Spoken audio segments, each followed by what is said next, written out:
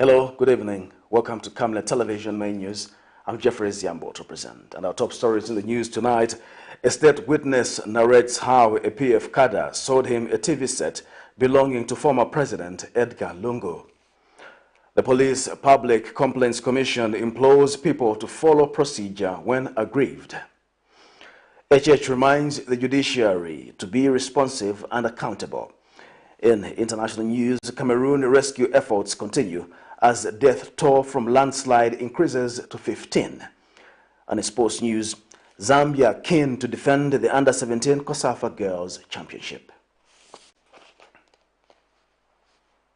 In our quest to serve nations and develop Africa, Savenda is investing in the agriculture sector so as to produce supply for both local and international markets, housing over 12,000 pullets that are nurtured and fed with our locally made stock feed that comes from our own locally grown maize and soya beans, all processed from our recently installed milling and mixing plant. Our over 95,000 layers have an output capacity of over 1,500 trays of fresh eggs per day that are carefully selected and packaged for all the leading stores and supermarkets nationwide. Our greenhouses are fitted with the latest irrigation system, and the seedlings are nurtured to ensure only healthy plants reach the fields. With our deliberate planting schedule, we are better placed to supply constantly without interruption, thus reliable. Savenda Farms is also changing lives of its dedicated workforce drawn from the local community and beyond. So the next time you think fresh and green, think Savenda Farms.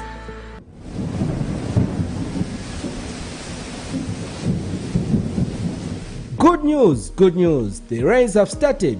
You need to plan your future. Generational wealth is the way to go. House-grafted avocado plants fruiting within 2 to 3 years for sale at only 90 kwacha each, and ordinary avocados at only 45 kwacha each.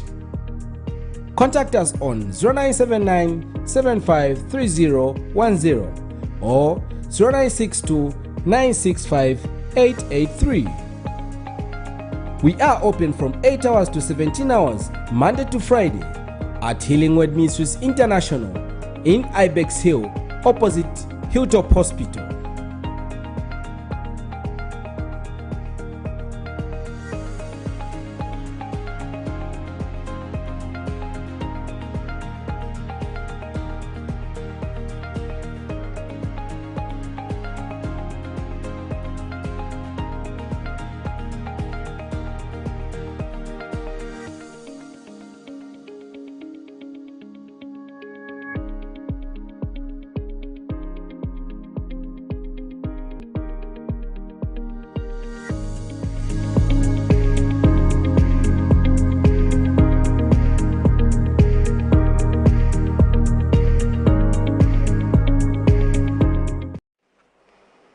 Hello once again, and now we have the news in detail. A state witness has told the Lusaka Magistrate Court that 30-year-old opposition Patriotic Front cadre Angel Chipansha, who is accused of stealing 2 television sets from the rented house of former Republican President Edgar Lungu, sold them at 6,250 kwacha each. Sydney Makasa, a businessman, has narrated before court that the accused informed him that he had shifted into a house which had no power since and hence was selling 2 Samsung TV sets at 6,250 kwacha each. Meanwhile, the court has also heard that government pays 6,500 United States dollars rent for the former head of state. This is in a case in which Angel Chipansha, a businessman who sells second-hand clothes, is accused of breaking into the house of former Republican President Edgar Lungu and stealing 2 television sets worth 66,000 kwacha. More in this report.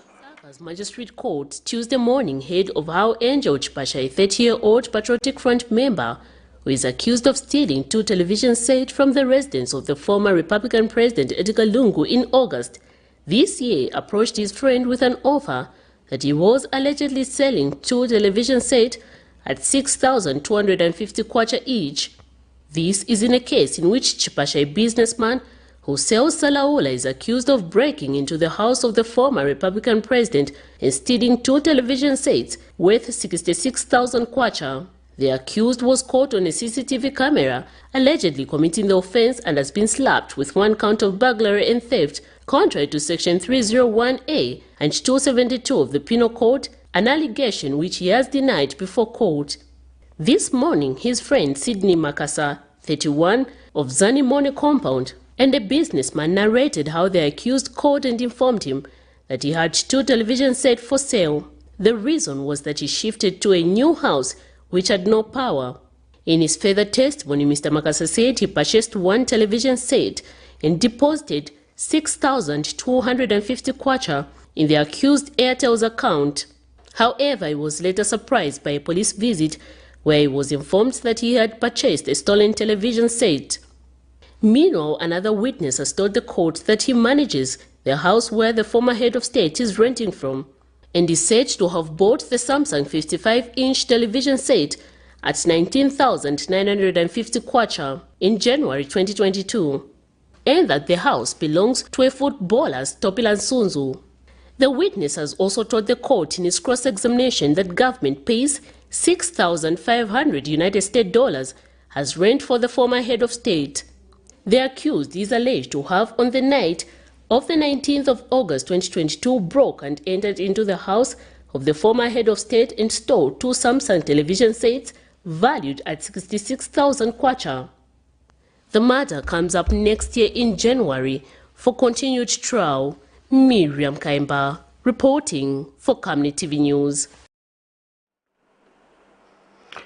Over 200 pupils in Lusaka's Chainda compound have benefited from a consortium of donors who put together resources to buy various items, among them books, school bags and sanitary ware. And Minister of Community Development Doreen Mwamba has underscored government's commitment in uplifting standards of the people as provided in the 8th National Development Plan.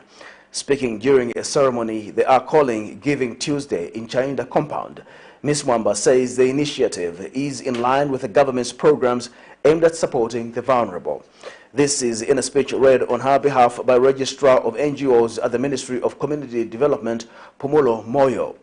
And Giving Tuesday ceremony country lead Maringose Chipeta says the global initiative is formed to support anyone in need. More in the report. Zambia joined more than 80 countries around the globe in Giving Tuesday, when acts of radical generosity are encouraged. Giving Tuesday, often described as a global day of giving or a global generosity movement, is commemorated each year in November. A consortium of donors Tuesday morning put together resources to purchase school materials given to less privileged learners at Chainda Open Community School in Lusaka's Chainda compound. Over 200 pupils have benefited from the donation that has seen the distribution of school bags, food items, pencils, shoes and sanitary pads for vulnerable girls. Registrar of NGOs at the Ministry of Community Development graced the donation on behalf of the Minister, Doreen Mwamba, and has since appreciated the Giving Tuesday group for the good gesture designed to help the less privileged learners at the community school in Chainda compound. She says the initiative is in line with the government's programs designed to support the less privileged in society, as designed in the 8th National Development Plan that seeks not to leave anyone behind. Our gathering here today symbolizes the great Zambian spirit of Ubuntu.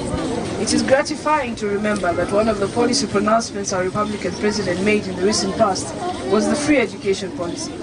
However, the vulnerable children still face challenges with school needs, such as uniforms, shoes and books.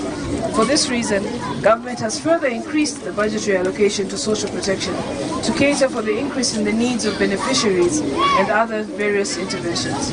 Area Councillor Patrick Nsama, who was also represented by Ward Development Committee, Alan Simukoko, says the donation will lighten the burden of parents in sourcing school materials.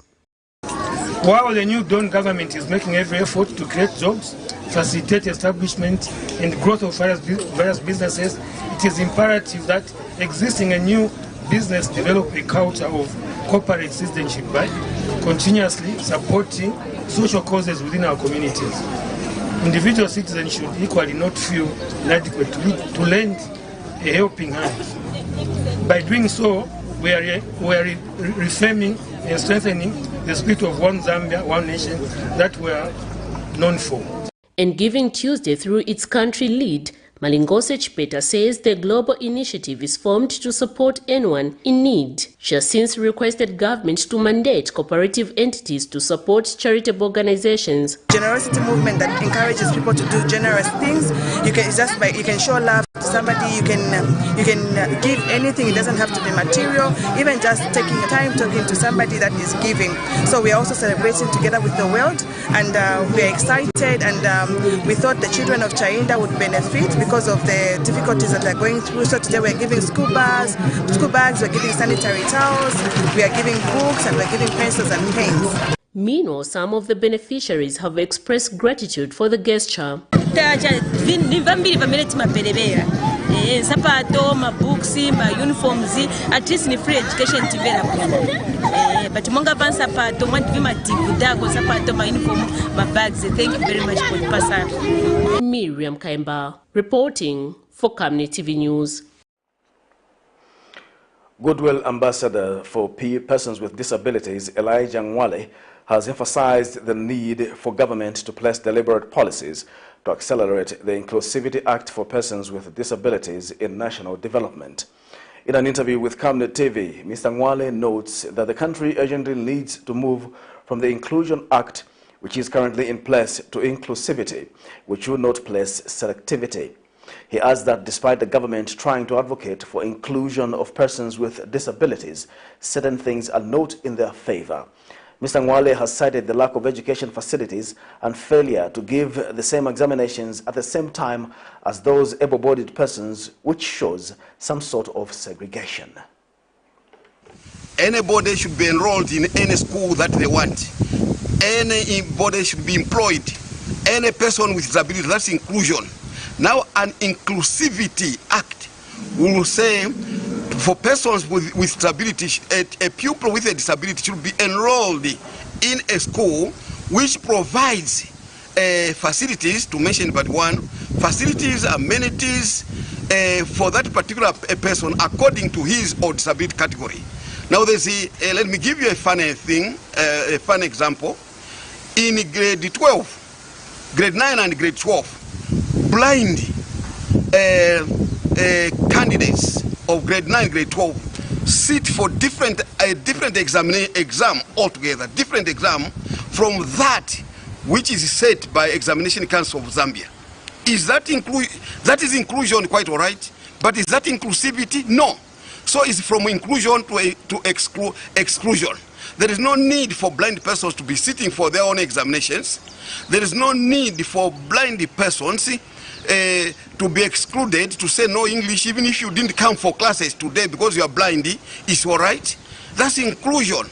So there's an ardent need for us to revisit, for us to revisit Persons with Disabilities Act number 6 of 2012 and move it from only inclusion to inclusivity. Police Public Complaints Commission, PPCC, has implored citizens against taking the law into their own hands, expressing regret over the recent Katete violence against police. Commissioner Nelson Banda has reminded members of the general public that the commission exists in order to address issues affecting them regarding how police handle various cases. The fracas in Katete district erupted after police released 2 murder suspects due to lack of sufficient evidence. And thereafter, police apprehended 20 people suspected to have been behind the attack on police officers. Mr. Banda tells Camnet News that the confusion would have been avoided if the right procedure was followed. Here's a report. Attacks on police officers in Zambia could be something usual, but the episode of Katete district was something unusual.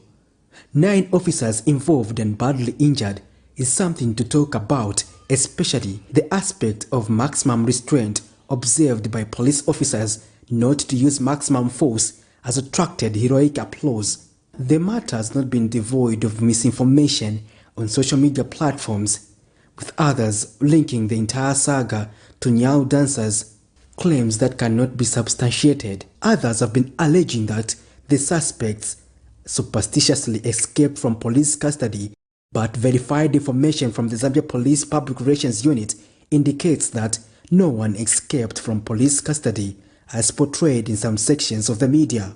The root cause is that people were not happy with the manner in which the police handled the murder suspects by releasing them due to insufficient evidence, thus resulting to unruly behavior. But the Police Public Complaints Commission Commissioner Nason Banda has advised people to follow procedure when airing their grievances.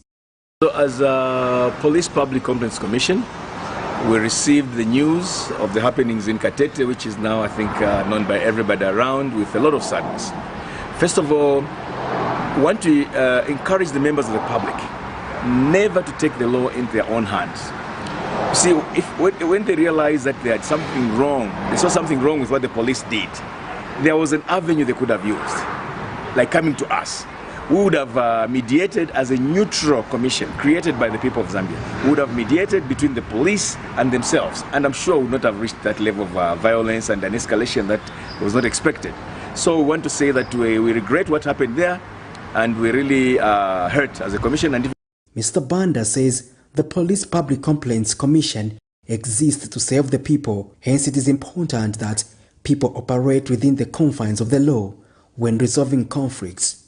We stand shoulder to shoulder with the police officers because that restraint they exercise, you see, in the face of that kind of aggression, and you are armed, you don't open fire, that restraint, I think, is commendable. It's commendable. So please, people should learn to come to us, come and tell us, give us the complaint, and we will act. We have the legal mandate to do that. We will act. Patrick Soko, Camnet News in Lusaka. President Hakainde Hichilema says there is need for a collaborative approach with all concerned parties in identifying the impediments in the speedy delivery of justice. The head of state says this can be done by isolating oppressive and archaic clauses in the statutes that need repealing to make them conform with the modern times so that ambiguities in the delivery of judgments are avoided at all costs. The president says his administration is of the view that it is answerable to the citizens they serve and must endeavor to deliver timely judgments that ensure closure on matters than those that create room for doubt and inconsistencies. The president said this at the official opening of the 2022 Judicial Conference held in Livingston. And President Hichilema says the judiciary should equally take keen interest in economic matters and also ensure that public resources are used prudently so as to improve their working conditions at all levels. Citizens First President Harry Kalaba has urged government to immediately invoke the Disaster Management and Mitigation Unit DMMU Act so that it can involve the military and other government agencies to speed up the distribution of farming inputs. Mr. Kalaba says the new system of forcing farmers to share fertilizer in small 5-liter buckets is only promoting anger and that many people will suffer next year. Meanwhile, Mr. Kalaba says his party has received disturbing reports from Eastern Province that government is secretly delivering fertilizer to chiefs in the province during the night. He says inputs should be given to the poor farmers who desperately need them as opposed to impressing traditional leaders. Which is going to help you bring in the army, which is going to help you bring in ZAF, bring in ZNS. All these people will be commandeered to help in the fertilizer distribution so that our fertilizer issue becomes a thing of the past. We can't, as a country, after tomorrow we are in December, we are still talking about seed and fertilizer distribution, all because government didn't want to use the past players who they had accused of belonging to the past regime. I think it is time that businessmen and women are not involved in political or partisan politics. They must be allowed to continue operating. And if there are changes to be done, let it be done simultaneously. Let it be done gradually.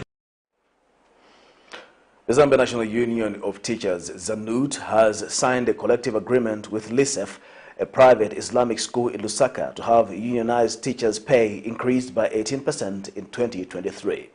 ZANUT Acting Secretary General Catherine Chinunda says the collective agreement has provided an upward adjustment divided as 8% basic pay, 5% housing allowance and 5% miscellaneous allowances. Ms. Chinunda has since appealed to the teachers to work hard in maintaining the education standards at the school and nation as a whole. Meanwhile, school team leader in negotiations Harun Gumra says LISEF is committed to ensuring that it follows the labor laws of the country and high standards of delivery in the education sector. More in this report. After 2 months of collective bargaining, the Zambia National Union of Teachers (ZANOTE) has reached a collective agreement with LISEF, a private Islamic school in Lusaka, to have unionized teachers' pay increased by 18% in 2023. The collective agreement has provided an upward adjustment comprising of 8% increase for basic pay, 5% for housing allowance, and 5% for miscellaneous allowances. In speaking at the signing of the agreement in Lusaka Tuesday, the school team leader says the school is keen at observing the country's labor laws to ensure continuity of learning without interference. The collective agreement provides for improved conditions of service for unionized teaching staff at this school. And I'm pleased to report that after some lengthy discussions with our colleagues from the Zambia National Union of Teachers, we've concluded our negotiations, and this will result in the following upward adjustment in salaries effective 1st of January 2023. Basic pay will go up by 8%, housing by 5%, and miscellaneous allowance by 5%. Mr. Gumra has since urged the school teachers and the union to ensure they engage the school management whenever they are aggrieved over any matter. In order to achieve these set of aims and objectives, once again my appeal is to the teachers to play their part.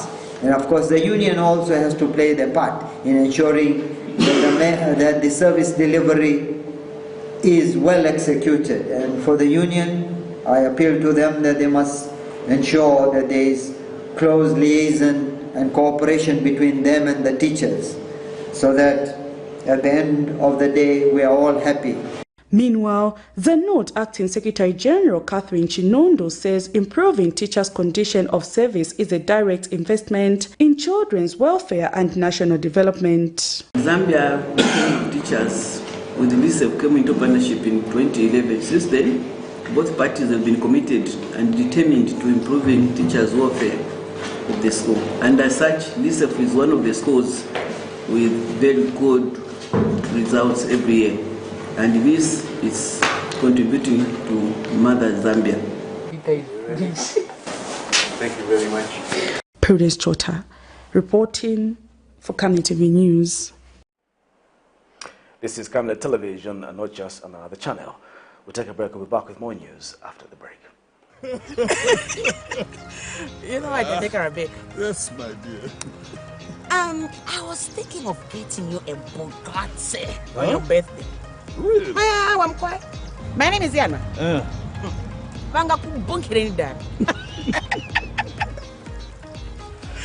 Don't worry, my dear. That's why there is insurance. Insurance? You read me? Not just any kind of insurance, but Savenda General Insurance, a company that offers superior customer service, highly professional and dedicated staff. We are not just any insurance company, but an insurance company that actually pays our claims. We cover, among others, fire, marine, aviation, engineering, agriculture, motor vehicle, and miscellaneous insurance. So, live life to the full, knowing that Savenda General Insurance has got you covered. Savenda General Insurance. Insurance excellence. Your skin is the biggest muscle in your body. That's why we make sure that Oracle is #1 when it comes to taking care of your precious skin. Oracle Pure Petroleum Jelly and Glycerin soothes, moisturizes and keeps your skin perfect. Oracle Pure Petroleum products for that perfect skin. Christian Community Church Fundraising Dinner and Church Service. Hosts Pastor Field and Rita Ngalande. Guest speakers Pastors Victoria and Moses Chilu. Date 3rd and 4th December 2022. Venue Sally Riverside Resort in Mansa. Time dinner 19 hours to 22 hours. Church service 09:30 to 12 hours. Contact us on 0978 04 2508. Take note, both events will take place at the same place. Surround me with your grace. Surround me with your power.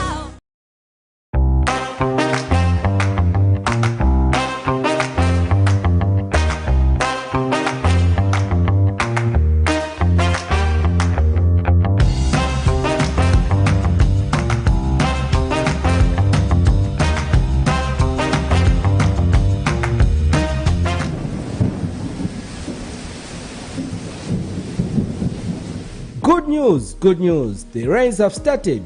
You need to plan your future. Generation wealth is the way to go.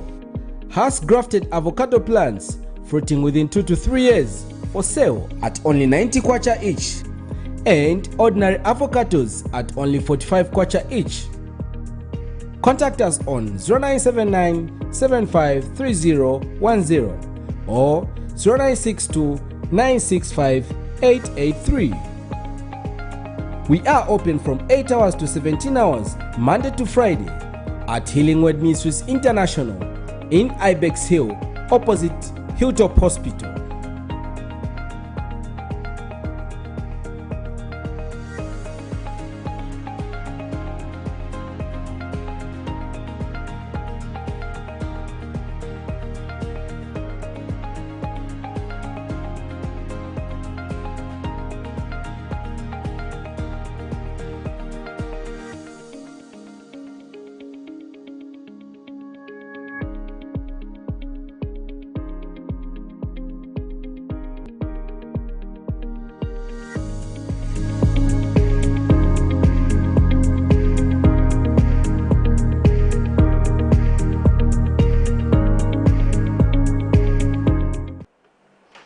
Welcome back. We'll continue with the news. The Common Market for Eastern and Southern Africa, COMESA, is keenly waiting to see the Intercontinental Free Trade era actualized.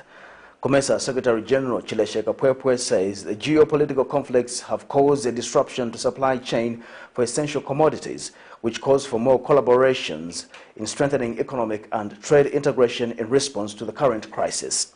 Meanwhile, Commerce Trade and Industry Minister Chipoka Mulenga has advised delegates attending the 43rd Intergovernmental Committee meeting in Lusaka not to see each other as competitors, but complementary to each other's achievement.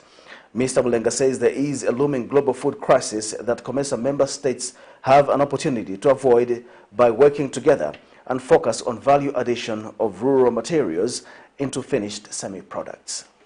It's my sincere hope that the remaining 3 ratifications by only 3 countries needed to reach the threshold required for the TFTA to become fully operational shall be achieved sooner rather than later.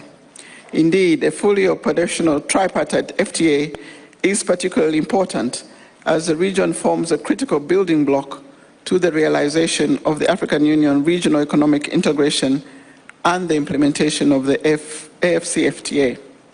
Guest of honor, Excellencies, distinguished participants, while some progress has been registered in terms of increasing agricultural productivity and production, food and nutrition insecurity remains a major challenge in the region. Every African country wants to invest heavily in value addition. If we all produce the same commodities, value added, Secretary General, food for thought, who will buy from the next? It is for this reason that I say we should not see each other as competitors, rather complementing each other. In our midst, we have got other regions. Let's say, for instance, Egypt has grown so much strength in the production of fish. Why don't we support them more, even to give other countries which are not doing it? Zambia is beginning to be very self-sufficient in the production of wheat. Why don't they cut or fitting in the missing gap of other countries which were importing from Ukraine and other places? We need to complement each other's efforts to fit in the missing link. Over 13,335 farmers in Mazabuka district have deposited their input contribution towards the Farmer Input Support Program, representing 98.7% from the total target of 13,500 beneficiaries. Mazabuka Acting District Agricultural Coordinator Dennis Moya made the disclosure to Southern Province Agricultural Coordinator Dr. Max Jombe when he toured Mazabuka District to ascertain how the input distribution program is going. Mr. Moya told Dr. Jombe that within the week, the remaining 165 farmers will deposit in readiness to collect their inputs. Nais has more. Over 13,335 farmers in Mazabuka have deposited their input contribution towards the Farmer Input Support Program, representing 98.7% from the total target of 13,500 beneficiaries.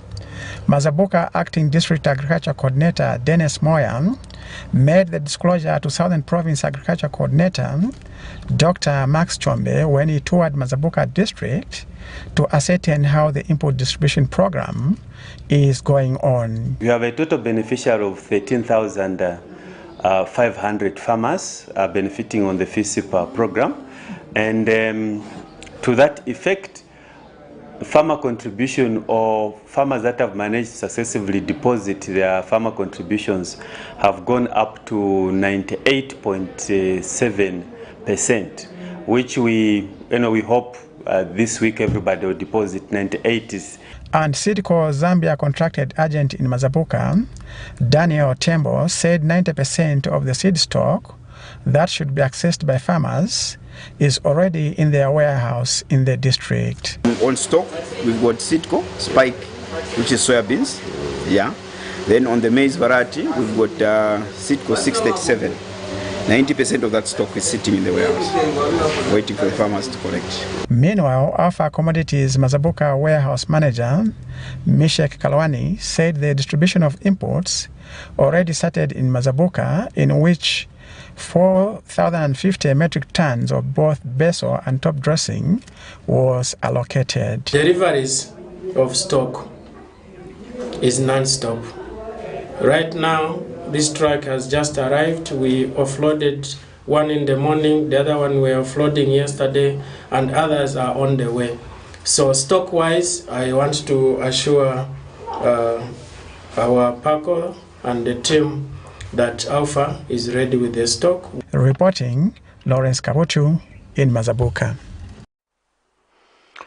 The Media Liaison Committee has disclosed that Zambia will be hosting the second Africa Media Convention, AMC, which will take place in Lusaka, Zambia in May 2023 as part of the World Press Freedom Day commemorations. Committee Chairperson Enoch Ngoma says the committee has partnered with the Southern African Editors Forum to organize this big event in the calendar of media activities on the African continent.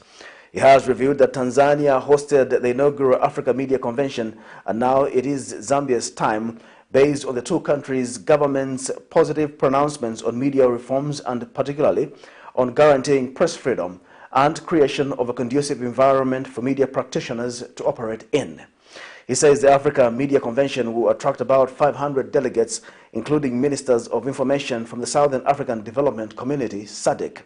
The objective of the African Media Convention is to, among other things, aimed at strategizing on how to lobby and persuade Southern African parliamentarians to repeal archaic and repugnant laws that impinge on the practice of ethical and fearless journalism. Events is huge and therefore requires a lot of support financially, materially, and morally. And as the Southern African Editors Forum and Media Liaison Committee, we are calling on both local institutions in Zambia and international organizations, including governments, to support this important gathering that will take place over a period of 5 days, beginning from 1st May to the 5th of May. It is our appeal that those who will be approached for support and those who may not be approached should support this initiative, which will go a long way in uplifting and re-energizing the African journalists.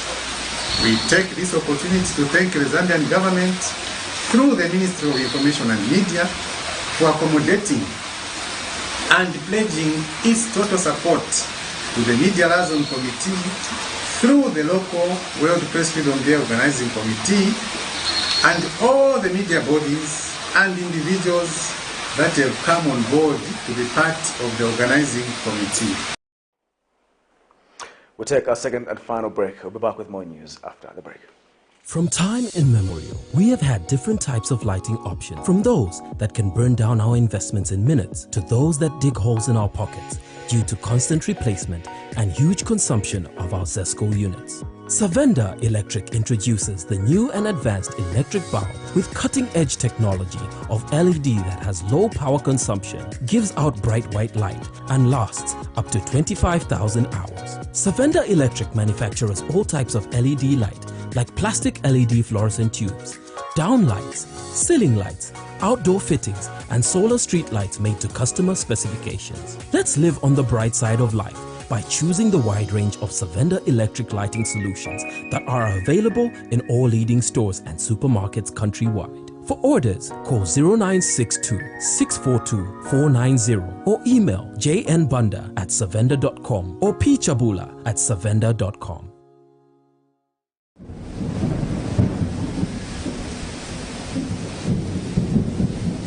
Good news, good news. The rains have started. You need to plan your future. Generational wealth is the way to go. House-grafted avocado plants fruiting within 2 to 3 years for sale at only 90 kwacha each, and ordinary avocados at only 45 kwacha each. Contact us on 0979-753010 or 0962-965-883. We are open from 8 hours to 17 hours, Monday to Friday, at Healing Word Ministries International in Ibex Hill, opposite Hilltop Hospital.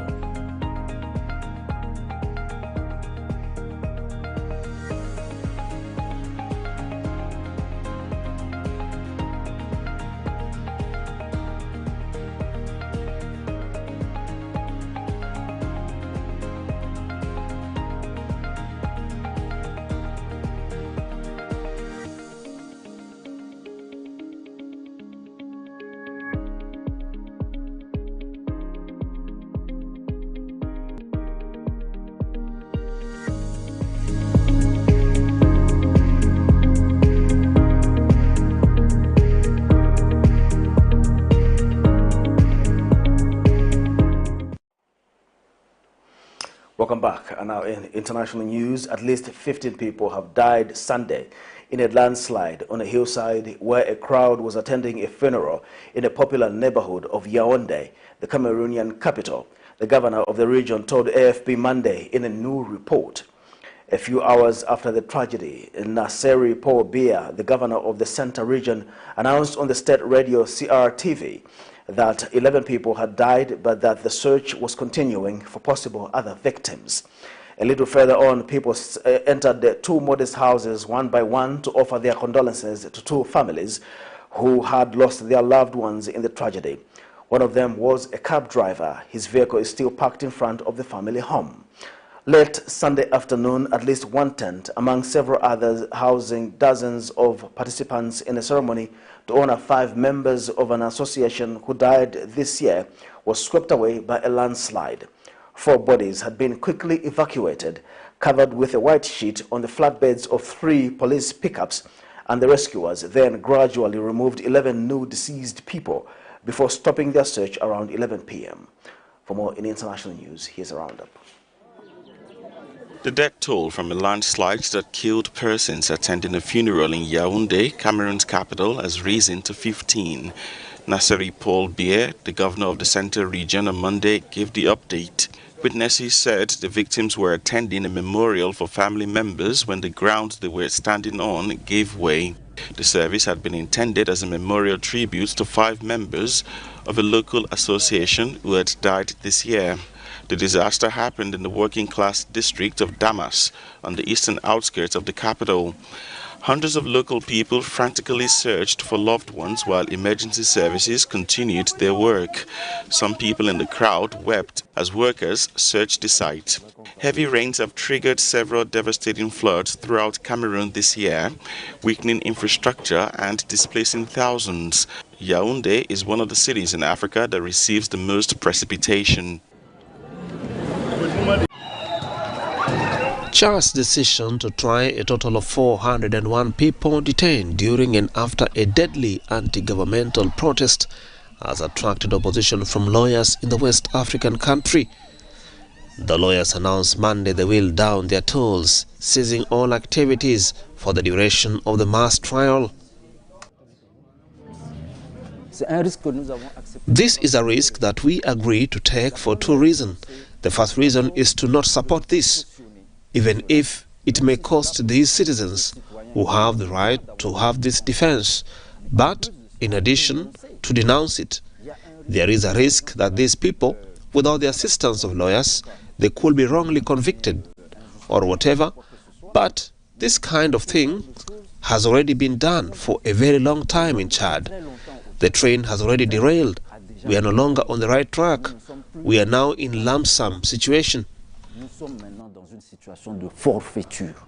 Opposition groups had initially encouraged protests on October 20th to mark the date when the ruling military had initially promised to cede power, a timeline that General Mahamat Idris Deby Itno has now extended by 2 years.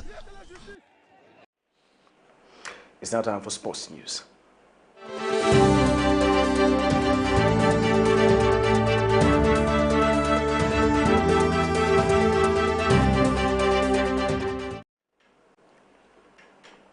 In sports news tonight, Zambia under-17's national team defender Esther Musialela is confident the team can defend the COSAFA Women's Under-17 Championship at the Region 5 Games Lilongwe 2022 from the 1st to the 10th of December 2022.